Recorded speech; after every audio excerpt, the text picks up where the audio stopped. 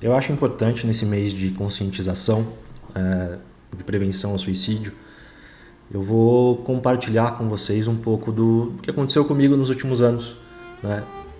Eu venho com um processo de depressão, e aí aconteceu por volta de 2018, 2017, eu acredito que eu já tinha começado em alguma coisa, mas ela foi evoluindo conforme vai passando o tempo, foi passando esse tempo, né? Então eu acho importante explicar algumas coisas para quem estiver passando pelo que eu passei, não consegue se expressar da mesma forma que eu tenho dificuldade de me expressar sobre isso, mas eu acho que como uma função, como a minha profissão é cuidar também de outras pessoas, eu acho importante eu usar esse espaço que eu tenho aqui no Instagram para tentar ajudar, nem que seja uma pessoa, né? Para vocês entenderem mais ou menos como tudo começa. Ela não começa com uma tristeza, né? Começa com uma infelicidade, seja ela profissional, seja ela pessoal.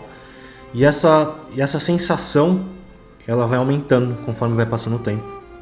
Então, desde 2017, eu vim evoluindo com isso. 2018 deu uma aumentada, 2019 piorou um pouquinho. E assim, por que não piorou? Porque eu era uma pessoa que era bastante ativa. Fazia atividade física, fazia musculação, jogava tênis, conseguia ter uma performance no trabalho legal. Então assim, eu acreditava que era simplesmente era uma tristeza que todo mundo pode ter, né? E aí por volta de 2019, finalzinho de 2019, as coisas começaram a aumentar, a pesar, sabe? E aí, como tudo a gente tem que avaliar a nossa vida, né? A gente faz toda aquela avaliação e eu cheguei num ponto onde eu consegui distinguir o que eu estava sentindo de sensação, de emoção, com racionalizar tudo que eu estava sentindo. Então, uma dica que eu dou para vocês, para todo mundo que estiver passando alguma coisa desse tipo, é você tentar separar a sua emoção, que está aqui na frente, com a tua emoção, né? A tua emoção com a tua razão. E você, como uma pessoa racional, avaliar o que essa pessoa emocional tá passando. Então eu comecei esse processo, a gente consegue fazer com terapia, né? Eu comecei nesse processo e eu chamei a minha esposa, falei, acho que a gente precisa ter uma mudança. E como tudo na nossa vida, o ambiente influencia, né? E como o ambiente influencia, a gente tomou a decisão de mudar de cidade. Era um risco? É um risco, poxa, médico, a gente não é assim, estamos trabalhando e vamos mudar de cidade que tudo vai rodar do jeito que estava rodando. Não, quando você muda de cidade, o médico muda de cidade, ele começa do zero profissionalmente, ele não é conhecido, enfim. E aí ela topou, né, 2020 a gente se mudou. O que aconteceu em 2020? Pandemia. E aí eu já estava mal, né, e tinha acabado de mudar para uma cidade. Então, assim, as coisas estavam começando a encaixar, a achar consultório por aqui, onde a gente mora. Então, assim, não tinha nada pronto. E durante a pandemia, houve a decisão, né? A gente sentei e conversei com ela e falei, o que acha que a gente deve fazer? Acha que eu devo ir pro plantão, pra frente? Então, assim, a gente tomou a decisão de que... Perguntei para ela qual era a opinião dela. Falei que como pessoa e como profissão eu não podia deixar de enfrentar o Covid, né? Então, de uma pessoa que já não estava dando plantões em hospitais, fazia uns 2, 3 anos, eu voltei a dar plantão, né? Porque, no momento onde a gente se formou para esse tipo de situação, eu vou fugir da briga? Não dá para fugir, né? Como que eu ia me sentir depois disso? E aí foi onde tudo começou a piorar. Por quê? Porque quando a gente começa a dar plantão, os plantões não são os melhores plantões, né? Vocês começam pelos piores, que são geralmente os noturnos. Os noturnos de final de semana. E quando tudo isso aconteceu, estourou a pandemia e todas as academias fecharam. Todos os lugares onde eu podia praticar atividade física fecharam.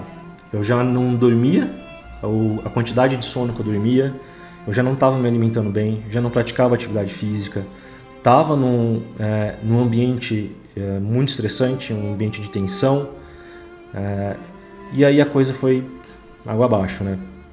E quando isso acontece, você começa a pesar, né? Então, assim, muitas das vezes existem alguns pensamentos que eles te vigiam, sabe? Eles ficam te tentando. Então, assim, para ser muito mais claro com vocês, como que a ideia do suicídio ela aparece numa pessoa depressiva? Ela não começa assim, nossa, quero me matar. Eu vou me matar porque vai ser a solução dos meus problemas. A ideia do suicídio, ela começa assim, ela vem uma vez por mês. Assim, putz, se eu me matar, como que seria? Né? E aí depois essa ideia ela começa a evoluir, ela começa a criar ramos, parece que na cabeça. Então de uma vez a cada 20 dias ela começa a vir toda semana. E não são pensamentos que persistem, eles simplesmente aparecem, eles explodem na tua cabeça. Em qualquer situação que você estiver fazendo, seja tomando banho, seja com a tua família, seja, enfim, fazendo qualquer coisa. E esse pensamento ele começa a evoluir. Então você começa a cada 15, toda semana você sente, e aí a cada 3 dias, a cada 2 dias, até que você chega num ponto onde você tem essa ideia todos os dias. E quando isso acontece, não vou negar que assim, parece ser uma solução fácil. Mas a gente sabe que tem mais gente que, não é que depende, mas que a gente também depende não só... Depende da gente como pessoa, né? A gente sabe que a gente vai causar mais tristeza. Então, esse pensamento de uma vez por dia, ele começa a ser constante. Você acorda com ele, você almoça com ele, você trabalha com ele. Então, assim, existem pessoas que simplesmente elas param de fazer tudo. Elas não conseguem trabalhar, elas não conseguem se alimentar, elas não conseguem dar assistência emocional para quem estiver do lado dela. Eu tive a sorte, talvez, de ter tido esse insight da gente separar do que é a emoção da razão. E em nenhum momento eu deixei de produzir, eu deixei de funcionar, né? Só que mesmo funcionando, eu funcionava mal, né? Então, assim, a gente começa por trabalhar na área do esporte, na área do bem-estar, na área de performance. A gente começa a pregar alguma coisa no consultório, né? Exigir dos pacientes no consultório que eles façam atividade física, façam dieta, durmam bem, só que eu não estava fazendo isso. E aí tudo vira uma bola de neve na cabeça, porque você se sente hipócrita. Você fala para todo mundo fazer, mas eu não conseguia fazer.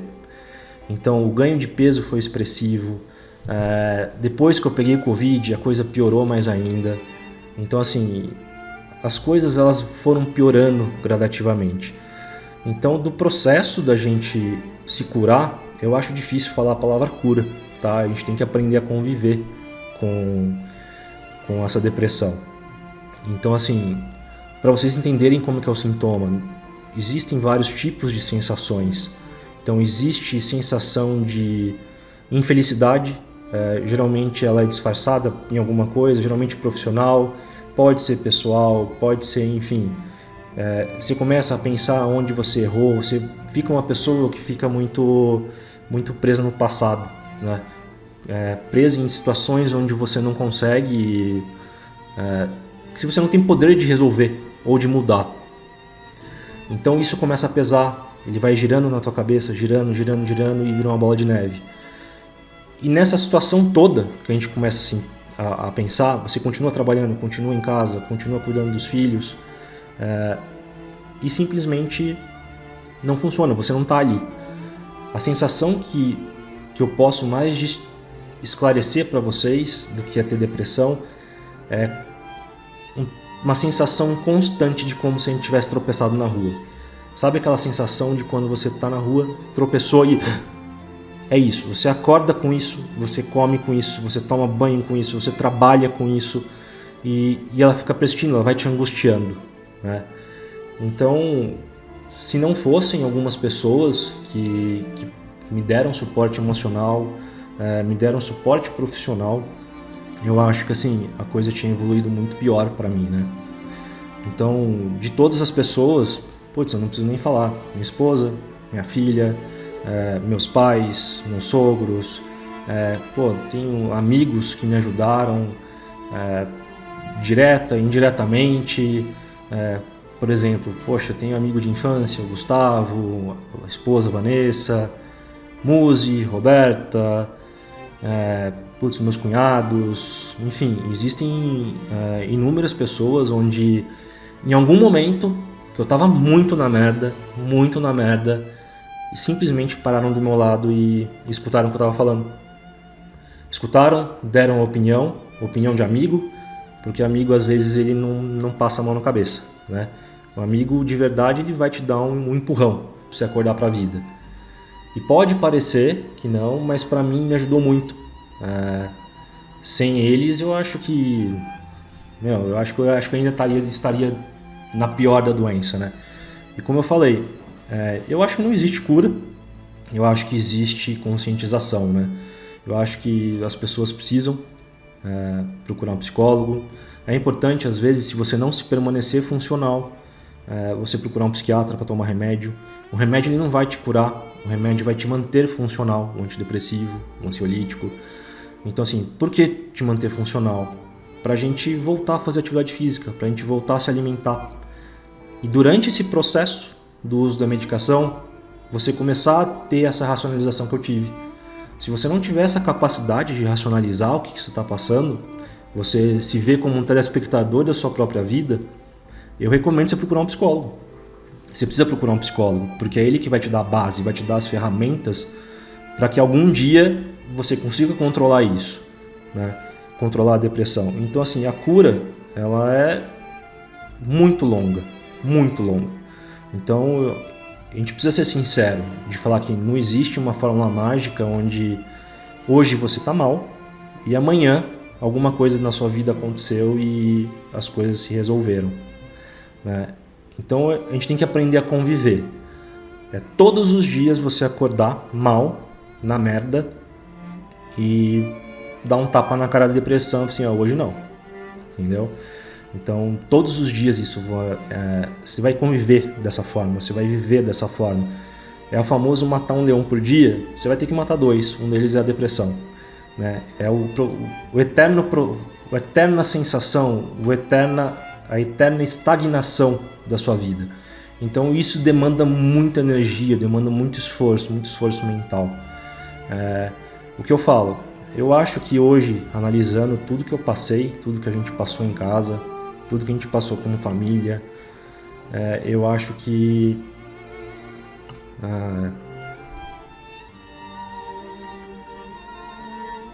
assim, eu não acho que, resumindo, simplificando, eu acho que eu não fiz por mim, entendeu? Se eu tivesse feito por mim, eu não tinha feito bosta nenhuma, não tinha permanecido funcional, eu tinha caído na cama e ficado.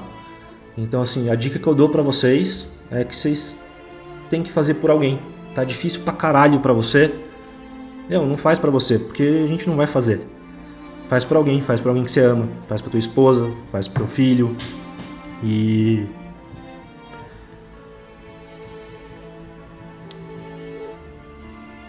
eu preciso que vocês tenham paciência. Se você estiver passando por isso, preciso que você tenha paciência, que você confie em alguém, que as coisas tendem a se resolver. Se você não tem força para procurar ajuda, dê sinais, né? Um desses sinais pode ser que você pode encaminhar esse vídeo para alguém que eu tô falando que de forma indireta vai assistir o vídeo, vai entender o recado. Você pode salvar esse vídeo, grava a tela do seu celular, encaminha no WhatsApp, recorta a parte que você acha importante, dê algum sinal, né? Muitas das pessoas vão menosprezar o que você está sentindo, mas isso não quer dizer nada. Não ligue para isso. Existem pessoas de verdade que vão se importar com você, né? Então, para a gente evitar de eu voltar daquele estado que eu estava, hoje é obrigatório. Eu preciso fazer atividade física, tá? É a primeira coisa que a gente precisa fazer, vocês precisam fazer. Atividade física individual, se vocês não gostam, vocês estão vocês não querem estar no meio de pessoas, façam atividades físicas individuais, musculação, façam tênis, deem alguma forma, alguma atividade física, ela é obrigatória, tá? tentem comer o mais limpo possível, né? Comer a menor quantidade de tranqueirada possível. Vocês precisam ter uma rotina de sono, extremamente importante. Dormir sempre na mesma hora, acordar em horas próximas, ter momentos de felicidade com a família. Então, assim, você precisa fazer o que precisa ser feito, tá? Principalmente de tudo, mudar o ambiente onde você está. Às vezes, todo gatilho começa pelo ambiente que você está. É muito difícil a gente falar de ambiente tóxico, mas às vezes o ambiente é tóxico, às vezes as pessoas são tóxicas. Um desses processos de como foi a minha melhora foi simplesmente ter parado de dar plantão, no final de 2021. Então, assim, isso ajuda, tá? O ambiente, ele modula como você é. Então, talvez seja uma saída para vocês conseguirem sair da mesma forma que eu consegui.